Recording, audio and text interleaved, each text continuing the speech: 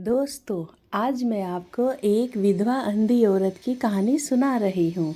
एक कस्बे में एक विधवा अंधी औरत रहती थी। उसका एक बेटा था जिसके पालन पोषण की सारी जिम्मेदारी उसके कंधों पर थी। वह अपने बेटे को पढ़ा लिखा कर एक बहुत बड़ा आदमी बनाना चाहती थी, इसलिए उसने उसका दाखिला कस्बे के सबसे अच्छे स्कूल में किया। वह दिन रात मेहनत करती ताकि बेटे के स्कूल की फ़ीस दे सके। लड़के के स्कूल के बच्चे उसकी माँ के बारे में जानते थे।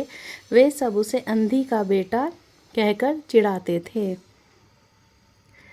लड़का इससे बहुत परेशान था। उसे अपनी माँ पर शर्म आने लगी थी। वह उसके साथ कहीं भी आने जाने से कतराने लगा था। जब लड़का बड़ा हुआ तो उसकी शहर में एक अच्छी नौकरी लग गई। उसने अपनी माँ से वादा किया कि शहर में मकान लेकर वह उसे लेने आएगा, लेकिन वह शहर तो गया, फिर लौटकर वापस नहीं आया। उसकी माँ, अंधी माँ, उसका इंतज़ार करती रह गई।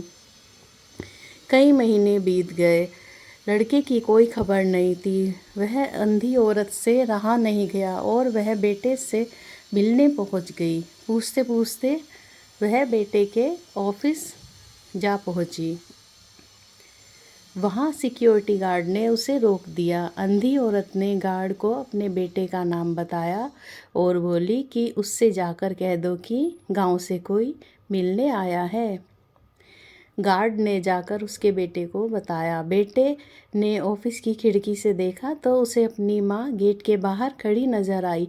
वह ऑफिस में सबके सामने अपनी माँ की वजह से शर्मिंदा नहीं होना चाहता था।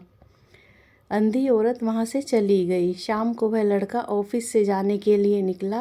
रास्ते में एक जगह काफ़ी भीड़ थी। वह अपनी गाड़ी रोककर भीड़ के पास पहुँचा तो बीच सड़क में अपनी माँ को मरा पाया। उसके हाथ में एक चिट्ठी थी जिसमें लिखा था, बेटा, बड़े दिन हो गए थे, तेरी कोई खबर नहीं मिली।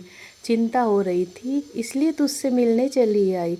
तू तो अब बड़ा आदमी बन गया है, तुझसे मिलना अब शायद मुझ गरीब की किस्मत में नहीं, लेकिन मैं बहुत खुश हूँ तेरे लिए। तूने अपना ही नहीं मेरा भी सपना पूरा किया। मलाल है कि तेरी तरक्की देख नहीं सकती। काश बचपन में तेरी आंखों में सरिया न घुसा होता और मुझे तुझे अपनी आंखें ना देनी पड़ी होती, तो तेरी तरक्की मैं अपनी आंखों से सुकून से देखकर मरती। तेरी अंधी माँ। ये पढ़कर लड़का फूट फूट कर रोने लगा। जिस अंधी माँ पर उसे शर्म आती थी, उसने उसके लिए कितना बड़ा बलिदान किया था। वह आत्मग्लानि से भर उठा और ज़िंदगी भर खुद को माफ़ नहीं कर पाया। दोस्तों, माता पिता बच्चों के लिए सब कुछ अपना निछावर कर देते हैं, हमें उनका सम्मान करना चाहिए। अगर आपको ये कहानी पसंद आई तो लाइक, शेयर एंड सब्सक्राइब ज़रूर करें। Thanks for watching.